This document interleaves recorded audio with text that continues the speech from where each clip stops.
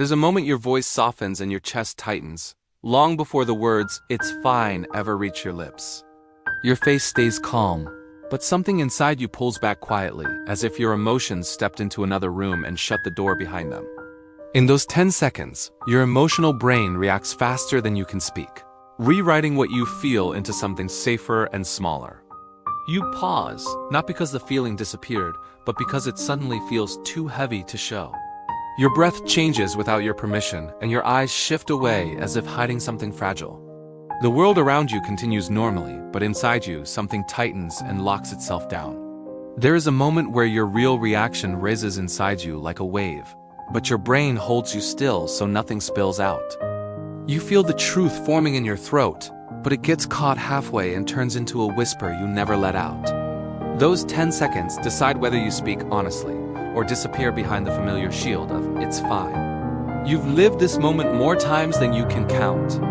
Someone says something that stings slightly, or you expected something that didn't happen, or you needed comfort that never came.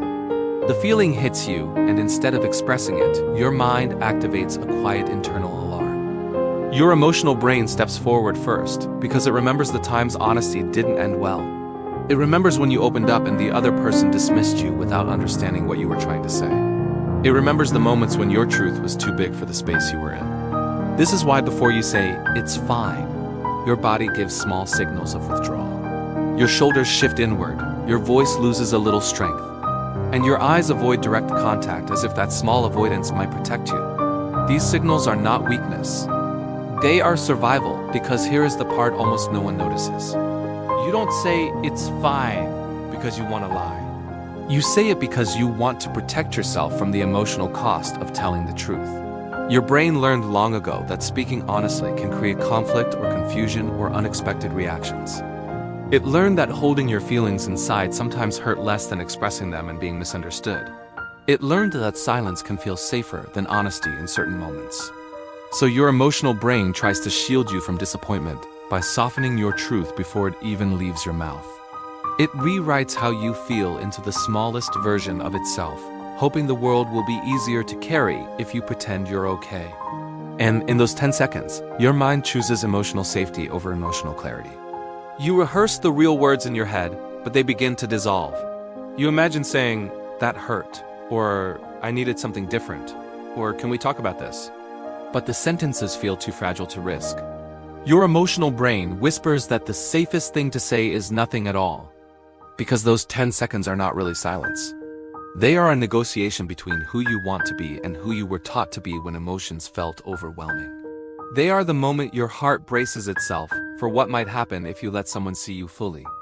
You don't want to burden someone with your feelings, so you shrink them quietly.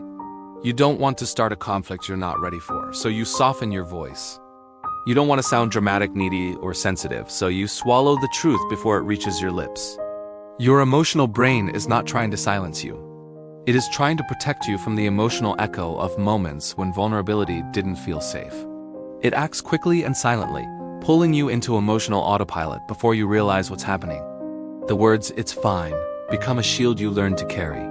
Not because you don't feel anything, but because feeling it out loud feels too risky. The world taught you that staying quiet makes life easier, even if it makes your heart heavier. But here is the part that hurts quietly. Every time you say, "it's fine," when it isn't, your truth shrinks until it feels almost invisible. Your feelings sit inside you without a place to go, and the silence becomes heavier than the moment ever was. Your emotional brain protects you in the moment, but leaves you carrying more weight afterward. The regret of not speaking becomes its own quiet ache, one that grows every time you choose silence over honesty. And the people around you never know because your silence looks calm from the outside. People think "it's fine" means the moment passed, but for you, the moment continues inside. It continues in the replay of what you wish you had said. It continues in the tension sitting in your chest. It continues in the heaviness you carry when you're alone. Your emotional brain believes it is doing the right thing. It believes that by holding back, you avoid rejection or conflict or emotional overwhelm. It believes that protecting you means making you smaller in moments where you should have been allowed to be full. But you are not the person you were when your brain learned these patterns. You are someone growing, noticing, learning, and evolving. And your emotional brain has not updated your story yet. Awareness changes everything. When you notice the 10-second freeze, you interrupt the automatic "I'm fine" before it becomes your script. You bring your conscious mind into a moment that usually belongs to your emotional brain alone. A single breath can soften the pressure that makes you hide.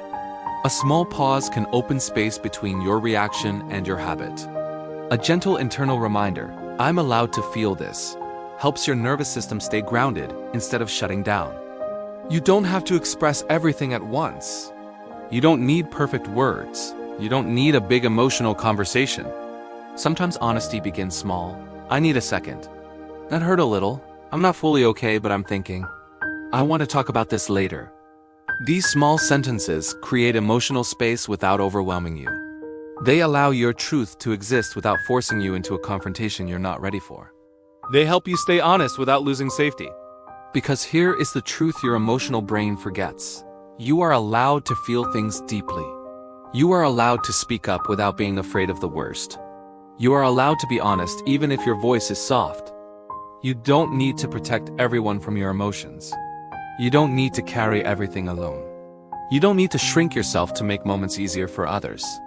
Those 10 seconds before you say, "It's fine," are not a sign of weakness. They are a sign of how much you've been holding and how carefully your emotional brain tries to protect you. But you are growing into someone who can handle more than silence. You can choose to breathe instead of hiding. You can choose to pause instead of shrinking. You can choose to let your truth exist without apologizing for it. Because when you stop saying, "It's fine," just to keep the peace, you create space for real connection and real understanding. You create room for clarity instead of distance.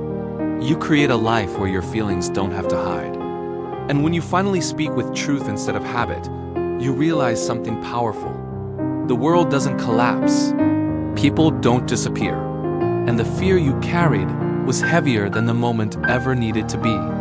You are learning to respect your emotions instead of silencing them. You are learning to let your truth breathe. And you are learning to choose honesty gently, one moment at a time.